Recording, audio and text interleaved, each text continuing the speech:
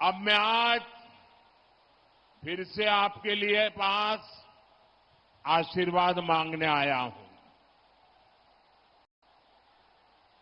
तीसरी बार भाजपा सरकार के लिए आपके भरपूर आशीर्वाद लेने के लिए मैं आपके पास आया हूं। पिछले 10 साल में अपना देश बहुत आगे आया है, लेकिन बहुत सारा काम बाकी है। और छत्तीसगढ़ में तो मुझे पिछली सरकार ने मेरे कोई भी काम यहां आगे बढ़ने ही नहीं दिए। अब विष्णुदेव जी है तो वो काम भी मुझे पूरे करने हैं।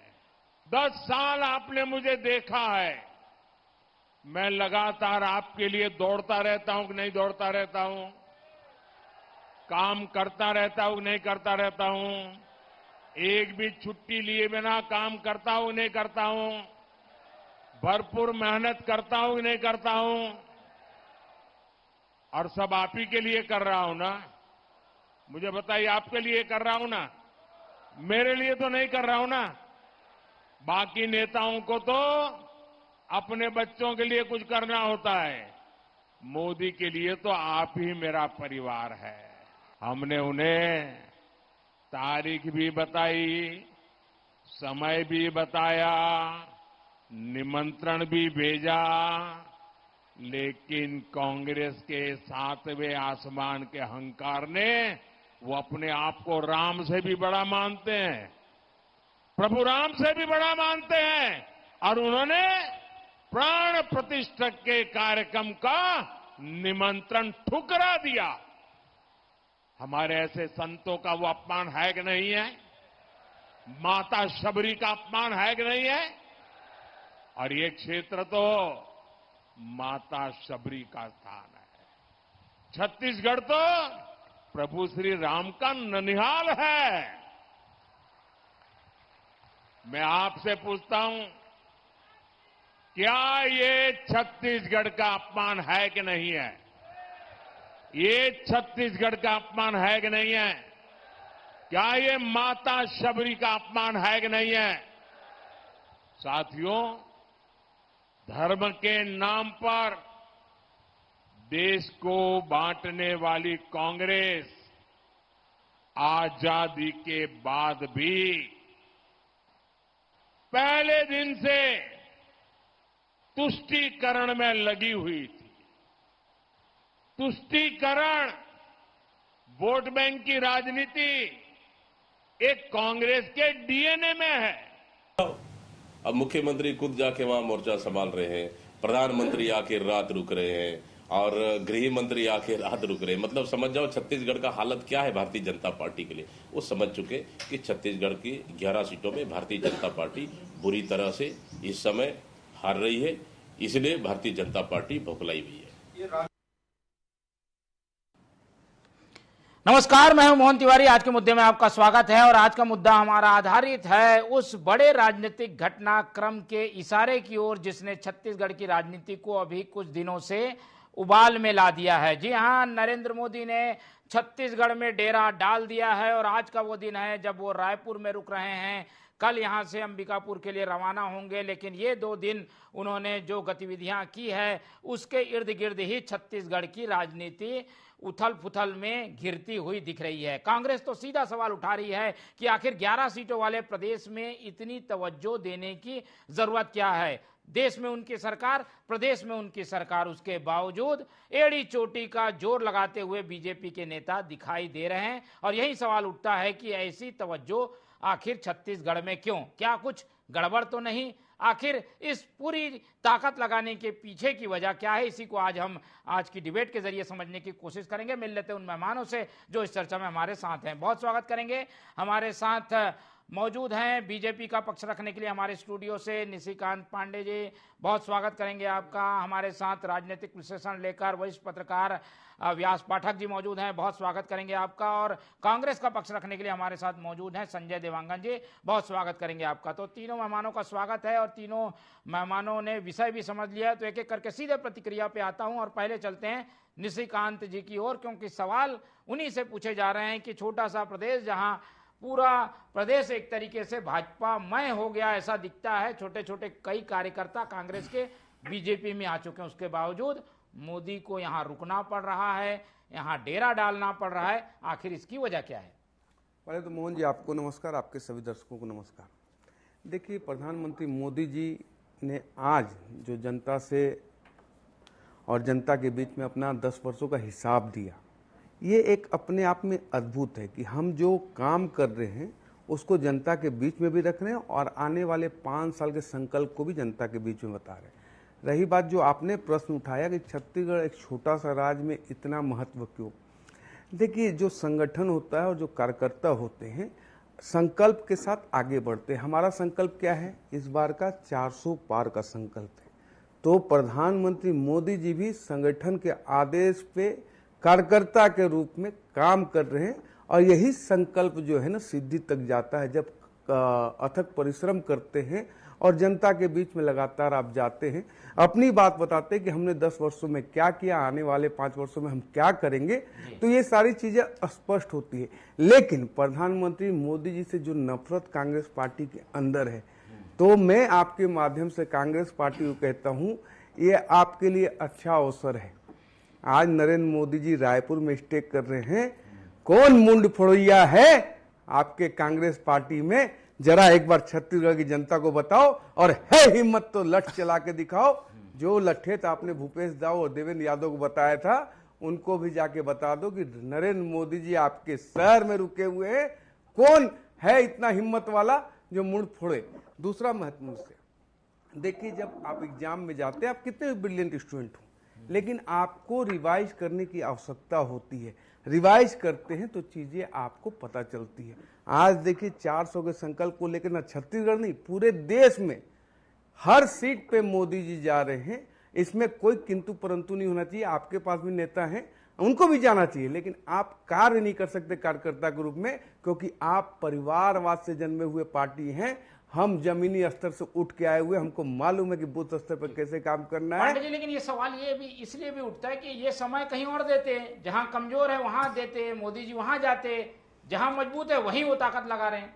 मोहन जी, कोई कमजोर कोई मजबूत नहीं, किसी भी सीट को ओवर कॉन्फिडेंस में नहीं लेना चाहिए। लेने के कारण ही अमेठी का चुनाव हारा गया था, लेने के कारण ही रायबरेली से रणछोड़ दास बना गया है। तो विषय ये नहीं है कि हम जीत रहे हैं, हम 100% जीत रहे हैं। 11 के 11 कमल खिलाना है, लेकिन उसके लिए आपको प्रदेश की जनता के बीच में परिश्रम करना पड़ेगा, अपने 10 वर्षों के कार्यों को बताना पड़ेगा, आने वाले 5 वर्षों के रोड मैप को बताना पड़ेगा आपको। दूसरा, जो 5 वर्ष के विनाश के कालखंड जो भूपेश दाऊ ने लिखे हैं, वो भी जनता के बीच में लेके जाना है हमको, तो वो काम हम अक्षर से कर रहे हैं। ठीक है, चलिए कई तरीके से तर्कों से समझाने की कोशिश पांडे जी ने कर दी है। कांग्रेस की ओर रुख करते हैं। कांग्रेस के लिए तो स्थिति ये है कि अब एक तो मोदी से मुकाबला था, वो खुद ही मैदान में आ गए, एक दिन रुक भी रहे हैं यहाँ। देवांगन जी, ऐसे में कैसे इसको चैलेंज के रूप में लेते हैं? एक तो आप लोगों की ओर से जो बयान आए वही भारी पड़ रहे थे, अब मोदी खुद आ गए हैं यहाँ। जी, सर्वप्रथम तो आप सभी को मेरा नमस्कार है और सभी दर्शकों को मेरा सादर प्रणाम।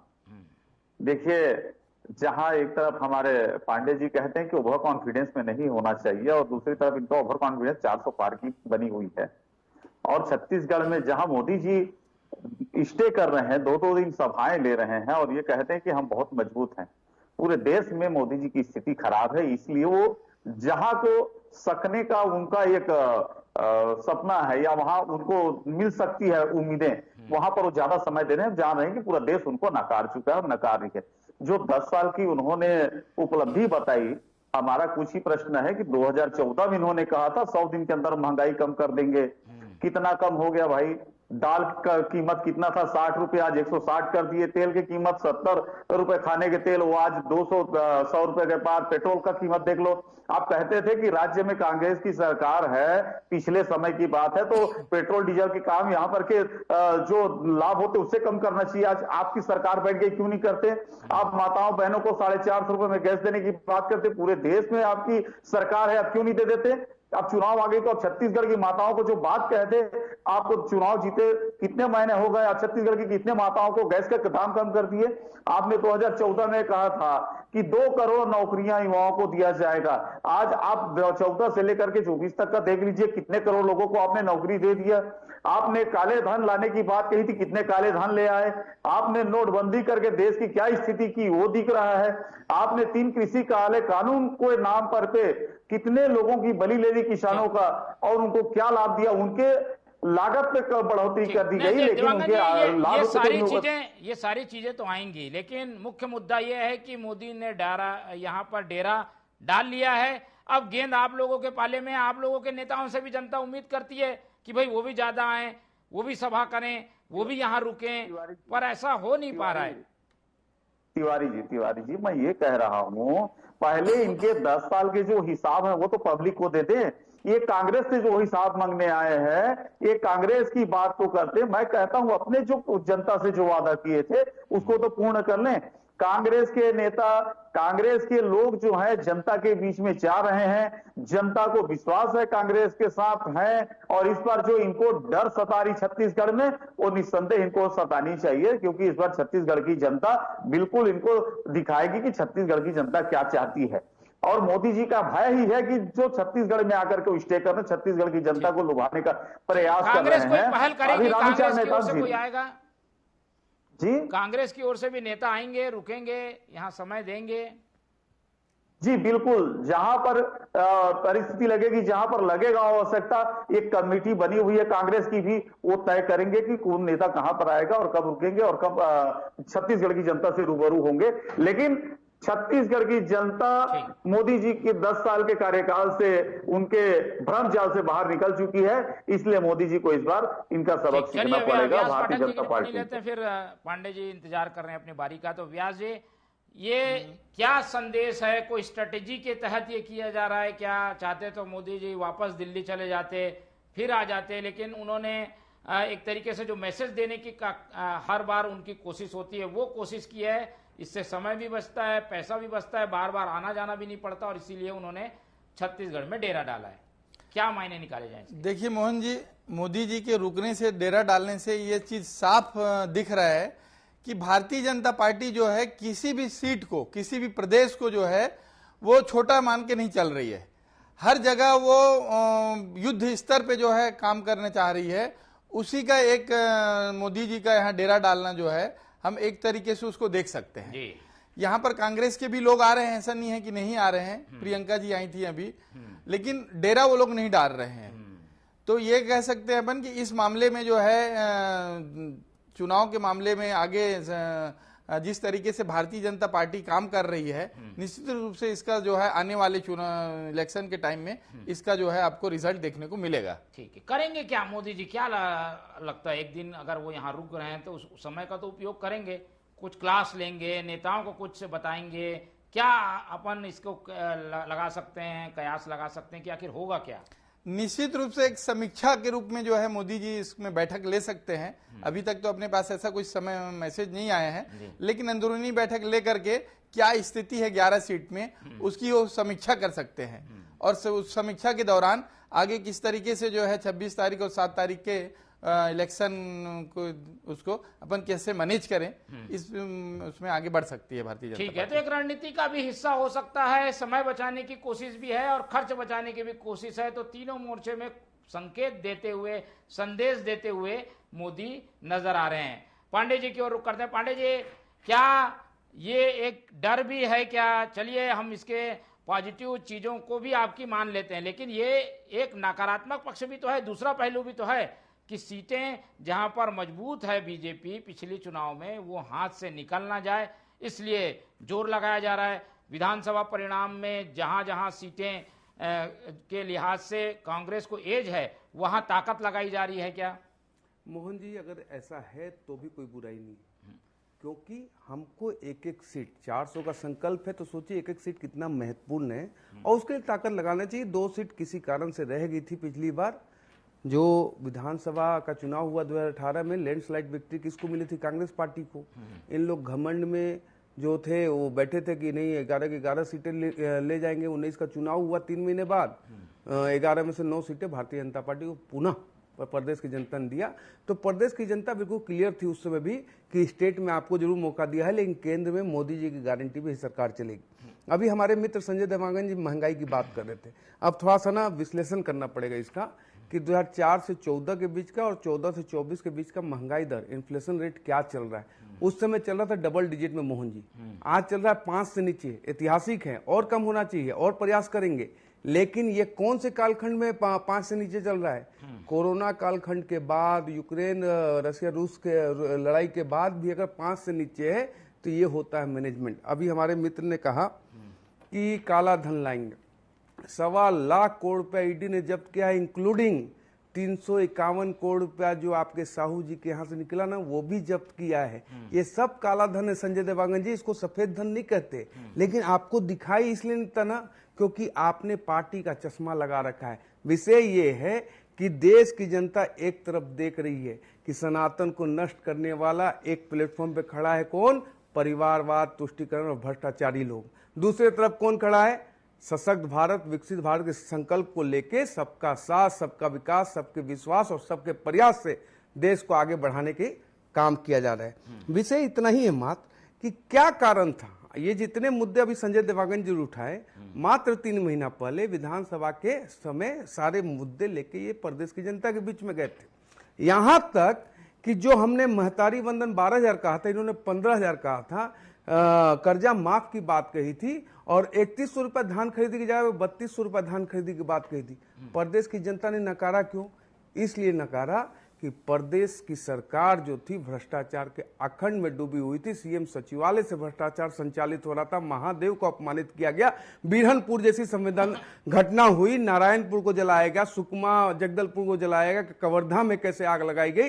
ये प्रदेश की जनता ने देखा कि एक बार खाली मौका दिया, देखो ये प्रदेश जला रहे हैं, ये अनैतिक और घमंडी सरकार को उखाड़ के फेंकना है। ये जब संकल्प प्रदेश की जनता ने लिया तो उसका परिणाम आपके समक्ष है, प्रदेश की जनता ने इनके साथ न्याय कर दिया। अब मुद्दे पे आते हैं कि देखिए जो मोदी जी की गारंटी पे प्रदेश की जनता ने भरोसा किया, ये तो स्वयं चुनाव है मोदी जी का। एक तरफ क्लियर है कि सशक्त भारत को आगे बढ़ाने वाला व्यक्ति खड़ा है, दूसरे तरफ कौन है?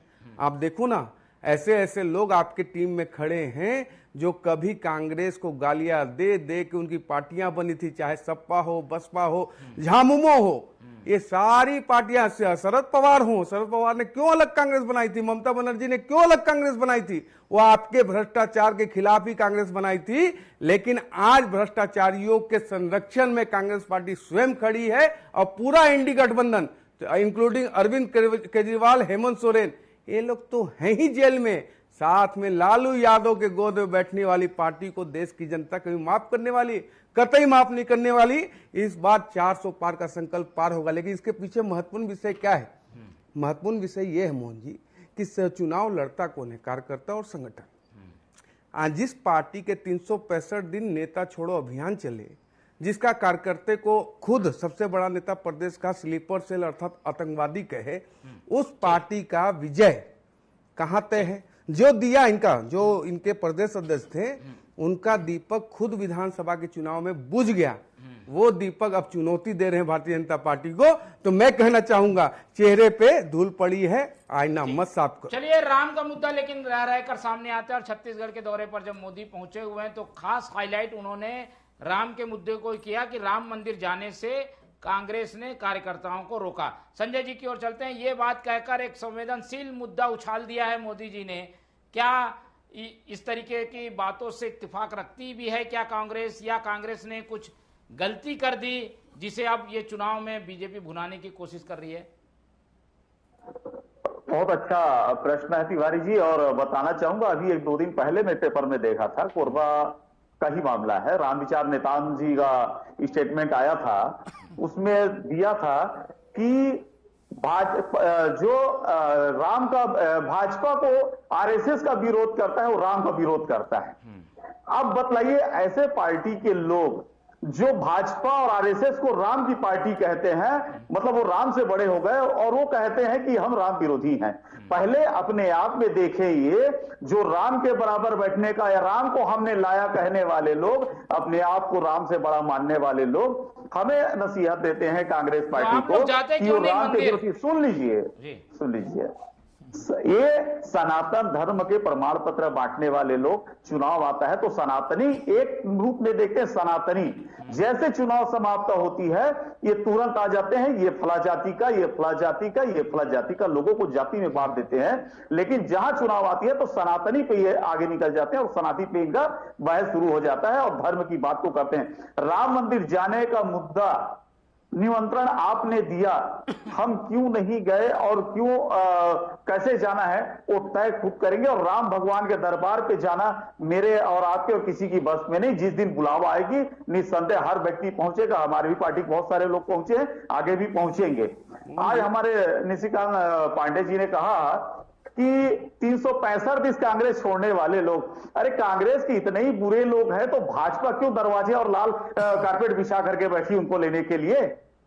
अगर बुरे लोग हैं कांग्रेस के अंदर में, उन्हें लाल कारपेट बिछा करके, वॉशिंग मशीन लगा करके, उन्हें शुद्ध और साफ करके, गंगा जल में नहला करके पार्टी पे लिया जा रहा है, तो ये बता दें कि कहां से भाजपा अच्छी पार्टी हो गई जब बुरे लोग हैं कांग्रेस को जा रहे हैं। तो ये तो हमारे लिए अच्छी बात है। जो स्वार्थ के लिए पार्टी में थे, जो सत्ता का लाभ लेना चाहते थे, जो सत्ता रहते तक कांग्रेस के साथ थे और सत्ता जाते ही अपने निजी स्वार्थ के लिए भाजपा पे चले जा रहे हैं, ये कांग्रेसी नहीं हो सकते और ऐसे लोगों की कांग्रेस को आवश्यकता भी नहीं है। छत्तीसगढ़ की जनता कांग्रेस के साथ है और ये जितनी प्रश्न करते हैं, जितनी बात को कर रहे हैं, मेरे को एक ही चीज का जवाब दे दें कि ये महंगाई कम करने की जो बात 2014 में कहते कितनी महंगाई कम हो गई, ये फिर इतिहास पढ़ेंगे। आम जनता को लाभ कितनी हो गई? दाल की कीमत 60 रुपए से 160 हो गई, कितनी लाभ हो गया? तेल की कीमत 160। आप लोग अगर राम के मुद्दे को लेकर कांग्रेस पर तोहमत लगाएंगे तो जवाब भी आपको देना पड़ेगा। इस तरीके के सवाल आप लोग से भी पूछे जाएंगे कांग्रेस की ओर से। मोहन जी, मैं कांग्रेस पार्टी के सभी नेताओं से कहना चाहता हूं कि त्रेता युग से निकला हुआ अश्वमेध घोड़ा